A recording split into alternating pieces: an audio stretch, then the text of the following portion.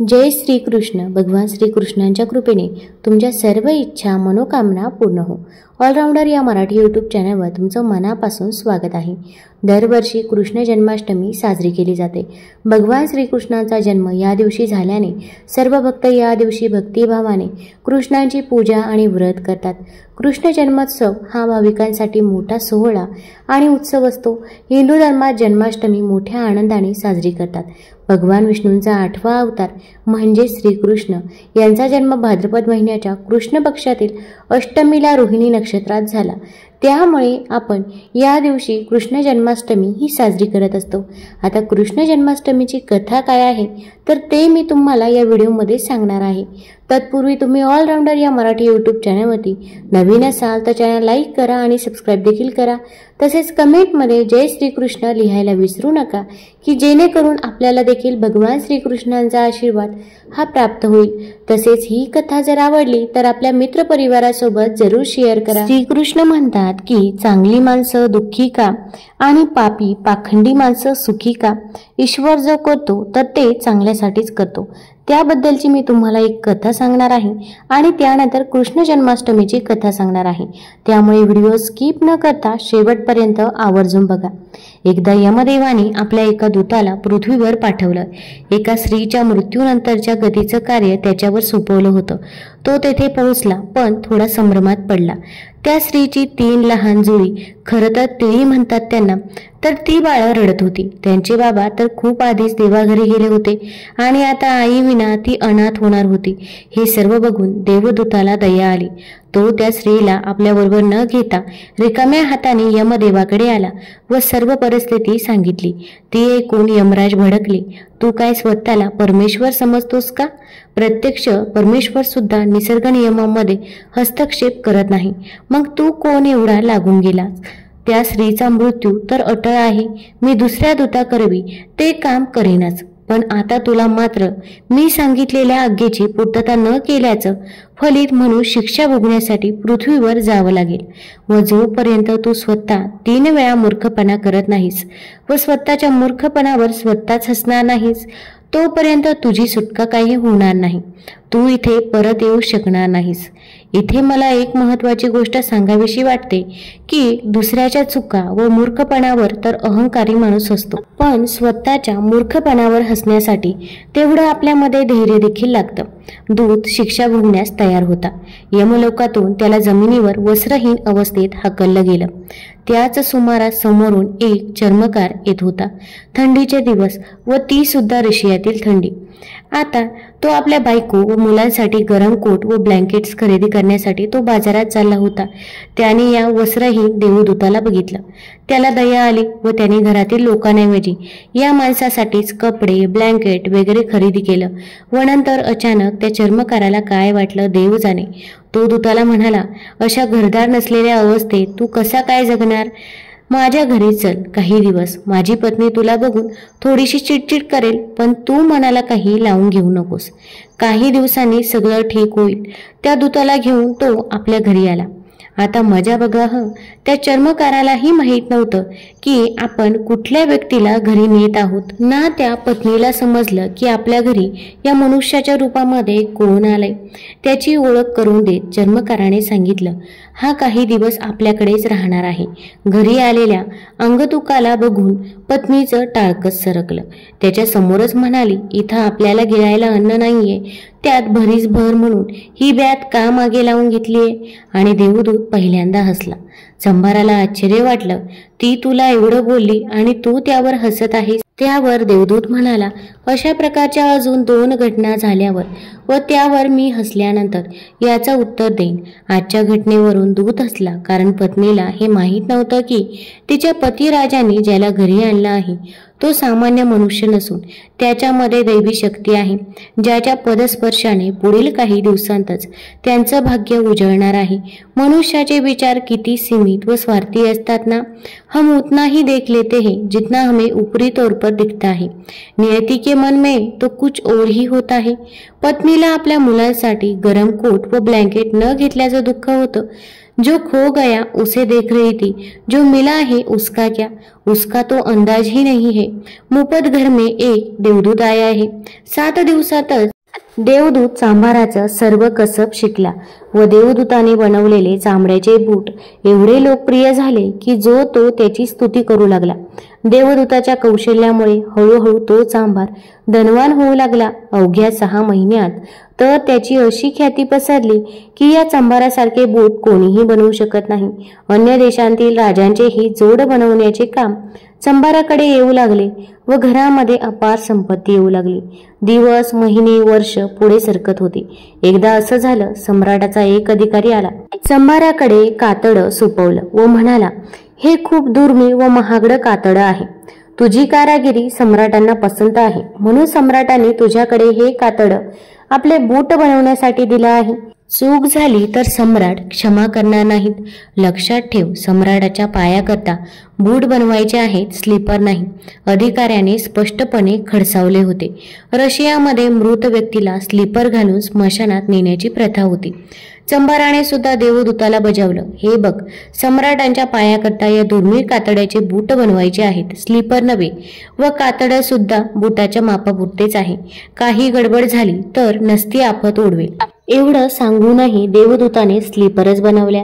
चांभाराने त्या बघितल्यावर तो इतका क्रोधित झाला व देवदूताला काठीने झोडपून काढले। तू मला फासावर लटकवणार आहेस का? इतके वेळा बजावले तरी तू स्लीपर का बनवल्यास? देवदूत जोराजोरात हसू लागला। तेवढ्यात सम्राटाचा अधिकारी आला व म्हणाला, बूट नको, स्लीपर बनव। आपल्या सम्राटांना कालच देवाज्ञा झाली आहे, उद्या त्यांचा अंत्यविधी आहे। भविष्य अज्ञात असतं व आपण गतकाळातील अनुभवावर जगत असतो। काल सम्राट असताना बुटासाठी आटापिटा होता, आज स्लीपर हवी आहे। चांभाराने लगेच त्या स्लीपर दिल्या। अधिकारी निघून गेल्यावर चांभार देवदूताच्या पाया पडून क्षमा मागू लागला। मी तुला उगाच मारले, देवदूताने शांतपणे सांगितलं। अरे, यात तुझा काहीही दोष नाहीये, मी माझ्या कर्माची शिक्षा भोगतोय। आज दुसऱ्यांदा देवदूत हसला, कारण भविष्य अज्ञात आहे व आपण विनाशी इच्छांच्या मागे धावत सुटलो आहोत। साध्या घटनांमध्ये सुद्धा आपण चिडचिड करून घेत असतो। मृत्यू घटिका समीप असताना जीवनाचे गणित बांधत राहतो व नियतीच्या मनात काहीतरी वेगळंच असतं। देवदूताला जाणवू लागलं, त्या 3 अनाथ मुलींचं भवितव्य काय, हा अनाटाही विचार तो करत होता। काही दिवसातच तिसरी घटना घडली। या चांभाराकडे एका धनाढ्य घराण्यातील वृद्ध स्त्री आली व बरोबर 3 सुंदर युवती आल्या। 3ही युवतींचे लग्न ठरलं होतं। त्यांच्यासाठी उत्तम चढावांचे जोड बनवून हवे होते। देवदूताने 3 मुलींना पाहता क्षणीच ओळखलं। याच त्या 3 मुली होत्या, ज्यांच्या आईचा मृत्यू बघून मला दया आली व नियतीमध्ये स्वतःहून केलेल्या हस्तक्षेपामुळे तो आज शिक्षा भोगत होता। त्या 3घी जणी अतिशय सुंदर व समृद्ध दिसत होत्या। देवदूताला उत्सुकता वाटली, त्यांच्याबरोबर जी वृद्ध आली आहे ती कोण आहे? वृद्ध स्त्रीला विचारल्यावर तिने सांगायला सुरुवात केली, या मुली माझ्या समोरच राहत होत्या। यांची आई लहानपणीच देवाघरी गेली। ती अतिशय दारिद्र्यात दिवस कंठत होती। तिच्या पश्चात या मुलींचं कसं होणार? मला दया आली व या 3घींना मी दत्तक घेतलं। मलाही संतान नव्हती, मी स्वतःच्या मुलीप्रमाणे यांचं पालन पोषण केलं व आता सम्राटाच्या राजपुत्रांशी या 3घी जणी विवाहबद्ध होणार आहेत। हे ऐकल्यावर देवदूत तिसऱ्यांदा व शेवटचा हसला। त्याने चांभाराला स्वतःच्या हसण्याचं कारण सांगायला सुरुवात केली।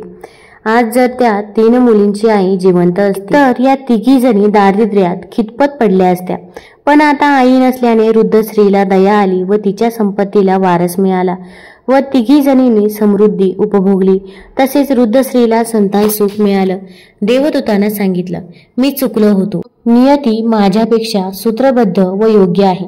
तिच्या कार्यामध्ये मी हस्तक्षेप केल्याने मला जी शिक्षा मिळाली होती ती आज पूर्ण झाली। आता मी तुझा निरोप घेतो। एवढं बोलून तो देवदूत पाहता पाहता तिथून अदृश्य झाला। कथा जरी इथे संपली असली तरी त्याचा सारांश मात्र कायम आपल्याबरोबर ठेवायचा आहे। एकंदरीत सध्याचं वातावरण व काहींचे अपमृत्यू, देहहत्या बघून बऱ्याच जणांच्या मनात हा प्रश्न येतो, इतक्या तरुण वयात ही व्यक्ती का गेली? त्याच्या पश्चात त्याच्या कुटुंबाचं, मुलाबाळांचं काय होणार? काही जण तर या घटनांकरता चक्क परमेश्वरालाच दोषी ठरवतात। म्हणे त्याला जर न्यायचंच होतं तर हॉस्पिटलचा खर्च व इतक्या यातना का दिल्या? ज्या ईश्वराचं वर्णन आपण प्रेमाचा सागर, कृपाळू असं करतो, तो आपल्याच मुलांशी असा निष्ठुरपणे कशाला वागेल? मनाला येईल तसं स्वतः वागायचं, वाटेल तशा चुका करायच्या व शिक्षा भोगताना मात्र प्रेमळ परमेश्वराला अशी दूषणं द्यायची. हा करंटेपणा कशासाठी? वरील सर्वांचं एकमेव उत्तर म्हणजे कर्मसिद्धांत. परमेश्वर कर्मामध्ये कधीही ढवळाढवळ करत नाही, पण कर्मभोगाच्या दुःखातून मुक्त होण्याचा मार्ग मात्र तो नक्कीच आपल्याला सुचवत असतो. आणि म्हणूनच तो म्हणतो, न धरी शस्त्र करी मी, परी सांगीन गोष्टी युक्तीच्या चार. आता मी तुम्हाला कृष्ण जन्माची संपूर्ण कथा सांगणार आहे. द्वापार युगात पृथ्वीवर राक्षसांचे अत्याचार हे वाढतच होते. तेव्हा पृथ्वी मातेने गायीचे रूप धारण केले आणि ती ब्रह्मा आणि विष्णू या दोघांकडे जाते आणि ब्रह्मा विष्णूला पृथ्वीवर राक्षसांकडून होत असलेल्या अन्याय अत्याचाराविषयी सांगू लागते. तेव्हा ब्रह्मा हे विष्णूंना सांगतात, हे प्रभू, पृथ्वीचे रक्षण करण्यासाठी आपला 8वा अवतार धारण करण्याची वेळ आता आली आहे. तेव्हा विष्णू म्हणतात, ठीक आहे ब्रह्मदेव, पृथ्वीचा उद्धार करण्यासाठी आणि राक्षसांपासून तिचे रक्षण करण्यासाठी मी मानव रूपात जन्म घेईल. भोजवंशी राजा उग्रसेन हे मथुरेचे राजा होते. त्यांच्या मुलाचे नाव कंस असे होते. कंस हा जनतेवर, लोकांवर खूप अन्याय अत्याचार करायचा. त्याच्या याच क्रूर स्वभावामुळे त्याने त्याचे वडील उग्रसेन यांना सुद्धा बंदी बनवून कारागृहात डांबून ठेवतो. कारागृहात जाताना महाराज उग्रसेन कंसला एके दिवशी, तुझ्या पापाचा घडा नक्की भरेल, तू माझा मुलगा आहे याची मला अत्यंत लाज वाटते असे म्हणतात आणि सैनिक त्यांना बंदी बनवून कारागृहात घेऊन जातात. आणि मग कंस मथुरेत राज्य करू लागतो. तेव्हाच कंसची लहान बहीण देवकी हिच्या विवाहाची तयारी चालू असते. देवकी ही मथुरेचा राजा उग्रसेन यांचे बंधू देवक यांची छोटी कन्या होती. तेव्हा कंस देवकीकडे जातो आणि म्हणतो, लाडकी बहीण देवकी, उद्या तुझे लग्न होणार आहे आणि तू कायमची इथून निघून जाशील. तुझ्या विना तर हा राजमहल खूप खाली खाली वाटेल. तेव्हा देवकी देखील म्हणते की बंधू, मला सुद्धा तुझी खूप आठवण येईल. मग दुसऱ्या दिवशी देवकीचा विवाह वासुदेव नावाच्या यदुवंशी सरदारासोबत होतो. मग देवकी आणि वासुदेव या दोघांचा विवाह पार पडल्यानंतर कंस वासुदेव याला म्हणतो की माझ्या बहिणीवर खूप प्रेम आहे, म्हणून देवकीला मी माझ्या रथावरून स्वतः सोडायला येणार आहे. तेव्हा वासुदेव देखील म्हणतात की ही माझ्यासाठी खूप सौभाग्याची बाब आहे. मग कंस विवाह संपन्न झाल्यानंतर देवकी आणि वासुदेव यांना आपल्या रथावर बसवून सोडायला निघतो. देवकीच्या वडिलांना तिला सोबत भरपूर धन, धान्य, दागिने दिलेले असतात. कंस देवकी आणि वासुदेव यांच्यासोबत गप्पा मारत रथावरून जात असतो. तेवढ्यात एक आकाशवाणी होते आणि ती कंसाच्या कानावर पडते. हे कंस, ज्या देवकीला तू एवढ्या प्रेमाने आणि आदराने तिच्या सासरी सोडवण्यासाठी घेऊन जात आहे, तीच तुझ्या मृत्यूचे कारण बनणार आहे. कारण देवकीच्या गर्भातून जन्म घेतलेला 8वा मुलगाच तुझा वध करणार आहे. ही अशी आकाशवाणी ऐकून कंस खूप विचलित होऊन जातो. मग तो ठरवतो की मी वासुदेवाचीच हत्या करून टाकतो, जेणेकरून त्याला देवकीच्या गर्भातून जन्मलेल्या पुत्रापासून मृत्यूचे कुठलेही भयच राहणार नाही. कंस वासुदेव याला मारायला लागतो, पण देवकी त्याच्या विनवण्या करते आणि सांगते, कंस, माझ्या नवऱ्याला मारू नको. मी तुला वचन देते, माझ्या गर्भातून जे बाळ जन्माला येईल ते मी स्वतः तुझ्या स्वाधीन करून टाकेल, पण माझ्या पतीस मारू नको. मग देवकीची गयावया बघून आणि दिलेले आश्वासन बघून कंस वासुदेव याला मारत नाही, पण देवकी आणि वासुदेव या दोघांना मथुरेच्या महालात एका कोठडीत बंद करून ठेवतो. यावर वासुदेव म्हणतो, कंस, देवकी तुझी बहीण आहे, तिच्यासोबत असे वागू नको. तुला हवे तर मला बंदी बनव. पण कंस दोघांचं काहीही न ऐकता दोघांना मथुरेतील कारागृहात बंदी करून ठेवतो. देवकी आणि वासुदेव हे दोघेही खूप दुःखी असतात. व्यथित झालेली देवकी वासुदेवाला म्हणते, स्वामी, माझ्यामुळे आज तुम्हाला या कारागृहात बंदी बनून राहावे लागत आहे. मीच तुमच्या जीवनातील आलेल्या सर्व दुःख आणि संकटाचे कारण आहे.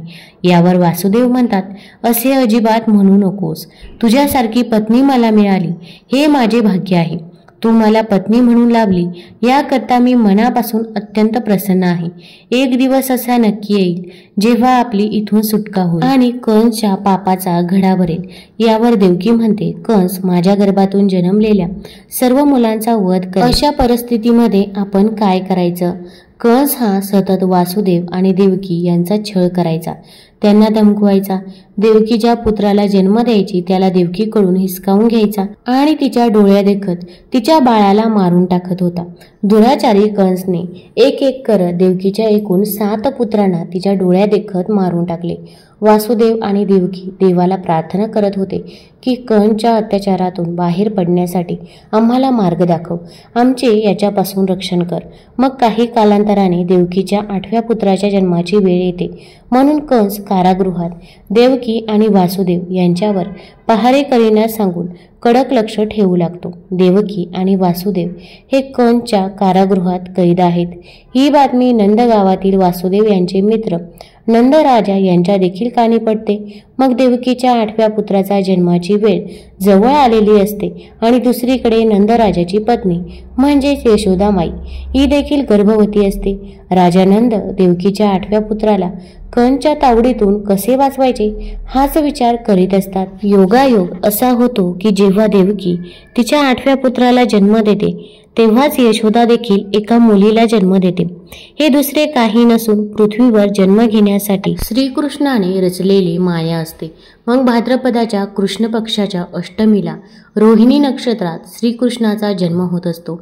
श्रीकृष्णाने जन्म घेताच देवकी आणि वासुदेव कैद असलेल्या कारागृहात एक दिव्य प्रकाश निर्माण होत असतो आणि वासुदेव यांच्यासमोर साक्षात भगवान विष्णू अवतरतात आणि वासुदेवाला सांगतात, हे वासुदेव, मी एक बालकाचा जन्म घेऊन देवकीच्या गर्भातून जन्म घेतला आहे. दृष्ट आणि पापी कंसचा संहार करण्यासाठी मी हा जन्म घेत आहे. म्हणून कुठलाही विलंब न करता तू मला नंदकडे गोकुळात पोहोचव आणि नंदकडे जन्मलेली कन्या सोबत आणून कंसच्या स्वाधीन करून दे. असे म्हणताच विष्णू अंतर्धान पावतात. मग अचानक वासुदेवच्या हातातील बेड्या आपोआप सुटतात. कारागृहातील दरवाजे त्याच्यासाठी उघडे होतात आणि सर्व पहारेकरी गाढ निद्रेत जाऊ लागतात आणि देवकी देखील बेशुद्ध अवस्थेत पडलेली असते. मग वासुदेव त्या जन्मलेल्या बाळाला एका टोपलीत ठेवतात आणि डोक्यावर टोपली ठेवून भर पावसात वादळ चालू असताना अगदी विजांचा कडकडाट असताना ते निघतात. तसेच यमुनेला श्रीकृष्णांच्या चरणांना स्पर्श करायचे असते म्हणून यमुनेचे पाणी वर येऊ लागते. म्हणून वासुदेव बाळाला कसे घेऊन जायचे याबाबत खूप चिंतित असतात. पण श्रीकृष्णाच्या चरणांचा स्पर्श झाल्यानंतर यमुना आपले पाणी खाली आणते. कृष्णाची ही सर्व अगाध लीला वासुदेव आपल्या डोळ्यांनी बघत असतात. मग यमुना पार करून वासुदेव श्रीकृष्णाला घेऊन नंदकडे गोकुळ येथे पोहोचतात आणि गोकुळामध्ये जाऊन वासुदेव राजा नंदला सांगतात की मी या बाळाला तुझ्याकडे सोपवित आहे. हाच मोठा झाल्यानंतर अत्याचारी कंसचा वध करून मथुरावासियांना त्याच्या अत्याचारातून मुक्त करेल. यावर राजा नंद म्हणतात, मित्र वासुदेव, यशोदा आता गाढ झोपेत आहे. मी लगेच या बाळाला यशोदेच्या शेजारी ठेवून देतो आणि यशोदेने जन्म दिलेल्या मुलीला तुझ्या स्वाधीन करतो. मग वासुदेव नंदराजाकडून यशोदेने जन्म दिलेल्या बालिकेला घेऊन पुन्हा मथुरेमध्ये येतो. वासुदेव कारागृहात प्रवेश करताच कारागृहातील दरवाजे आपोआप बंद होऊन जातात. वासुदेवच्या हातात पुन्हा बेड्या येऊ लागतात. सर्व पहारेकरींना देखील जाग येऊ लागते. मग बाळाच्या रडण्याचा आवाज येताच पहारेकरी कंसला जाऊन सांगतात. वासुदेव देवकीला सांगतो की देवकीच्या गर्भातून जे 8वे बाळ जन्माला आले आहे ते मुलगा नसून मुलगी आहे. हे ऐकून पहारेकरी कंसला सांगतात की देवकीने पुत्र नव्हे पुत्रीला जन्म दिला आहे. तेव्हा कंसला वाटते की त्याच्या भीतीने देव देखील घाबरले आणि त्यांनी जन्म घेतला नाही. विधीचे विधान बदलले आहे, पण मी कुठलाही धोका पत्करणार नाही. देवकीच्या गर्भातून जन्मलेल्या कन्येचा देखील वध करून टाकेन. मग कंस देवकीकडे त्या मुलीला हिसकावण्यासाठी जातो. तेव्हा देवकी कंसला म्हणते, कंस, तुला माझ्या 8व्या पुत्रापासून धोका आहे. ही तर मुलगी आहे, मग हिला का मारतो? हिला मारू नकोस, हिला सोडून दे. पण कंस देवकीचे काही न ऐकता त्या मुलीला देवकीकडून हिसकावतो आणि जमिनीवर फेकू लागतो. पण तेवढ्यात ती कन्या कंसच्या हातातून सुटून हवेत जाते आणि अचानक देवीचे रूप धारण करते. देवी त्याला म्हणते, कंस, मला मारून तुला काय लाभ होणार आहे? तुला मारणारा तर या पृथ्वीवर जन्म घेऊन आलेला आहे आणि तो गोकुळात राजा नंद आणि यशोदेकडे पोहोचला देखील आहे. एवढे बोलून देवी अंतर्धान पावते. हे ऐकून कंस खूप चिडतो. मग कृष्णाला मारण्यासाठी कंस अनेक राक्षसांना गोकुळात पाठवतो. पण कृष्ण सर्व राक्षसांचा अंत करून टाकतो आणि मग मोठा झाल्यानंतर मथुरेत येऊन कंसचा वध करून तो राजा उग्रसेन, वासुदेव, देवकी, मथुरेतील जनता यांची कंसच्या तावडीतून कायमची सुटका देखील करतो. तुम्हाला जर ही कथा आवडली असेल तर आपल्या ऑलराऊंडर या चॅनलला लाईक करा, सबस्क्राईब करा. तसेच कमेंटमध्ये जय श्रीकृष्ण जरूर लिहा आणि मित्रपरिवारासोबत ही कथा आवर्जून शेअर करा. धन्यवाद.